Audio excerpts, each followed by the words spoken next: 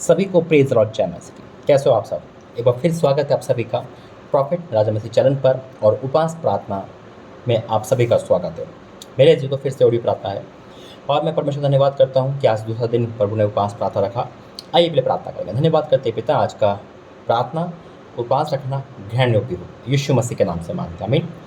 मेरे जी को मैं उपवास प्रार्थना शुरू करने से पहले, वचन देने से पहले एक बात कहना चाहता हूँ कि आप जब भी उपवास रखो प्रभु के दासों के लिए रखो, और अभी मेरे परिवार के जरूर रखना, क्योंकि मेरे परिवार में इस समय संकट है बीमारियों का। और कहते हैं ना, जब परमेश्वर बड़े काम करता है तो उसके पीछे परीक्षा या फिर शैतान आता है, श्राप आता है। तो आप मेरे लिए प्रार्थना करना मेरे परिवार के लिए, ताकि जिस संकट में हम हैं उससे हम जल्दी से निकल जाए। हालेलुया।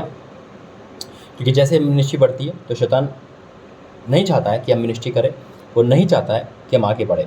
और हम जानते हैं कि दासों पे ये ऐसा होना लाजमी है। लेकिन परीक्षा के समय, संकट के समय या अपने किसी शैतान के समय कलीसिया प्रभु के दासों के लिए, मिनिस्ट्री के लिए लो लगा के प्रार्थना करती है। तो आज का उपवास आपको प्रभु के दासों के लिए, हमारे परिवार के रखना, ताकि जो भी संकट है वो चल जाए। आइए वचन में जाएंगे, प्रार्थना करेंगे। धन्यवाद करते पिता, आज का वचन सबके जीवन में कार्य करे, यीशु मसीह के नाम से मांगते हैं आमीन। मेरे जी तो वचन दिया है प्रभु ने रोने वालों के लिए। आज हो सकता है कि आप अपनी कंडीशन को देखकर, अपने धन संपत्ति को देखकर, अपने परिवार को देखकर रो रहे हो, बिलख रहे हो। और आज का उपवास इसी विषय में है। वचन कहता है नहमिया 1 और उसका 1 से पढ़ूंगा। अल्काह के पुत्र नहमिया के वचन 20वें वर्ष के इक्स्लेव नामक महीने में, जब मैं शेशोन नामक राजगढ़ में रहता था, तब अनानी नामक मेरा भाई और यहूदा से आए हुए एक पुरुष आए। तब मैंने उनसे उन बचे हुए यहूदियों के विषय में जो बंधुआई से छूट गए थे और यरूशलेम के विषय में पूछा। नहमिया हालचाल पूछ रहा है अपने लोगों का। अब उन्होंने क्या बताया? उन्होंने मुझसे कहा, जो बचे हुए लोग बंधुआई से छूटकर उस प्रांत में रहते हैं वे बड़ी दुर्दशा में पड़े हैं। उनकी निंदा होती है, क्योंकि यरूशलेम की शहपना टूटी हुई है और उसके फाटक जले हुए हैं। यानी कि इतनी बुरी हालत है उन सब की। आज हो सकता है कि अपने घर की हालत देखकर, अपने बेटे की हालत देखकर, अपने बेटे की, अपने आप की हालत देखकर शायद आप भी टूट गए, या आपके किसी ने बताया, देख तेरा बेटा वहाँ बुरी हालत में, तेरी बेटी ससुराल में बुरी हालत में है, या आपके मायके वाले, ससुराल वाले, आप खुद कंडीशन आपकी ख़राब है। अब जब ये बात प्रभु के दासों में आती है, ये बात पता चलती है, तो क्या होता है देखो।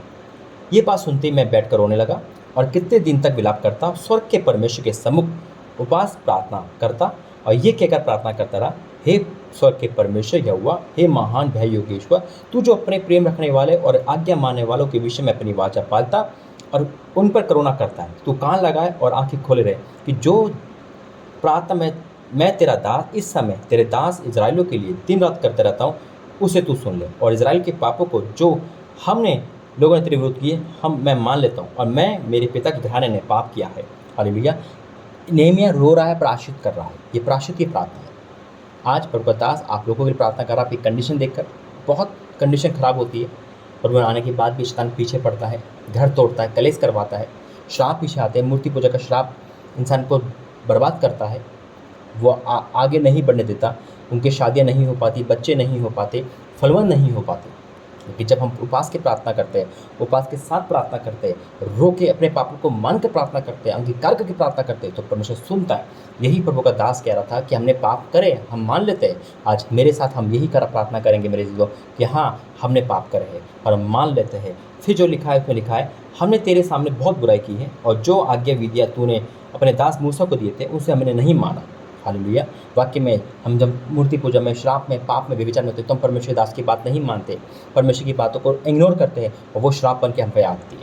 आज परमेश्वर का आत्मा मुझे कह रहा है कि हम प्रायश्चित प्रार्थना करेंगे और आज से आपकी लाइफ एक न्यू टर्न लेगी। मेरे जी तो भविष्यवाणी परमेश्वर हमसे करवाते हैं, लेकिन भविष्यवाणी पूरी जब भी होती है जब उसके लिए प्रार्थना करो, उसको रिसीव करो और अपने अंदर से बुरी आत्मा को, बुरी चीज़ों को हटाओ। आत्मा प्रभु हटाएगा, लेकिन आदत को बोलो प्रभु से, प्रभु मेरी आदत हटा। एक भाई कल मुझसे कह रहा था कि भाई बहुत प्रार्थना भी भविष्यवाणी थी, मेरे लिए पूरी नहीं हुई। लेकिन जब परमेश्वर मुझे बताया कि उसके जीवन में गुप्त पाप है और गुप्त पाप हमारी भविष्यवाणी को पूरे नहीं होने देगा। अगर आज आप गुप्त पाप में हो तो उसे छोड़ना, किसी पाप में उसे छोड़ना, और नहीं छोड़ पा रहे परमेश्वर बोलना, वो अंगीकार करना, अंगीकार करोगे तो छुटकारा मिलेगा। फिर क्या लिखा है, उस वचन की सुधि ले जो तूने अपने दास मूसा से कहा था, यदि तुम लोग विश्वासघात करो तो मैं तुमसे देश देश के लोगों में तितर बितर करूंगा, परंतु यदि तुम मेरी ओर फिरो और मेरी आज्ञा मानो और ऊपर चलो तो मैं, चाहे तुम निकाले हुए लोग आकाश की छोर में भी हो तो भी मैं उनको वहाँ से इकट्ठा करके उनसे सन पहुँचाऊंगा जिसे मैंने अपने नाम के लिए चुन लिया है। अब क्या लिखा है वचन में 10वें पद में, अब वह तेरे दास और तेरी प्रजा के लोग हैं जिनको तूने बड़ी सामर्थ बलवंत हाथ के द्वारा छुड़ा लिया है। हे प्रभु, विनती ये है कि तू अपने दास की प्रार्थना पर और अपने उन दासों की प्रार्थना पर जो तेरे नाम का भय मानना चाहते कान लगा, और आज अपने दास का काम सफल कर और उस पुरुष पर उस पर दयालु कर, मैं तो राजा का प्यार दूँ। एक नेहमिया एक कर्मचारी था, हालेलुया, और वो प्रार्थना कर रहा है अपने लोगों के लिए। आज परमेश्वर का आत्मा मुझसे कह रहा है, जो हमने ये अंगीकार करा, नेहमिया एक पूरा पड़ा, ये आपके बंधन शाप तोड़ने ही तोड़ने हैं। आज आप आज़ाद होने ही होने हो।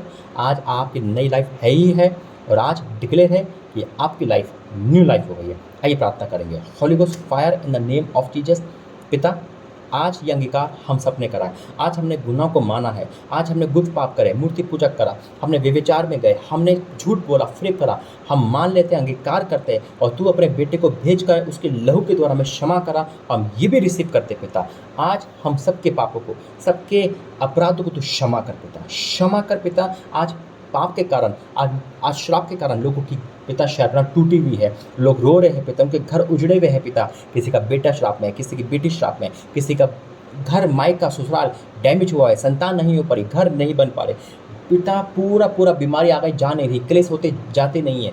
ये सब हमारे पाप के कारण है। और आज तेरा दास अंगीकार करता है तेरे प्रजा के सामने और तेरी प्रजा के समेत कि हम अपने पापों को मान लेते, अपने पूर्वजों के पापों मान लेते हैं जो हमने तेरे विरुद्ध करे। हमने तेरी बात नहीं मानी, हमने तेरी दासों की बात नहीं मानी, और जो श्राप लिखा था वो पे घट गया। लेकिन हम यीशु मसीह को भी अपने जीवन में लेके आते हैं उसके लहू के द्वारा। वचन कहता है यूहन्ना उसका 1:7 में, यीशु का लहू हमें सब पाप से शुद्ध करता है। तो हम इसे डिक्लेयर करते हैं अंगीकार के बाद कि आज हमारी लाइफ में तेरी क्षमा आ चुकी है। आज कितने लोग रो रो के पाप को क्षमा मांग रहे हैं पिता, आपने क्षमा कर दी, मैं धन्यवाद करता हूँ। आपने आज से हमारी लाइफ को नया कर दिया, मैं विश्वास करता हूँ। हर रोके काम अब बन जाएंगे, मैं विश्वास से ऐलान करता हूँ। लोगों के जीवन में बड़ी बड़ी गवाही आएगी, मैं डिक्लेयर करता हूँ। यीशु के सामर्थ्य नाम से मांगते, बोलो आमीन। मेरे से तो मैं जानता हूँ इस प्रार्थना को जरूरत थी आपकी, और आपको कैसा लगा मुझे कमेंट बॉक्स में बताना। और परमेश्वर धन्यवाद करो कि ये अंगीकारी प्रार्थनाएं आपके काम सफल हो गए। जय मसीह।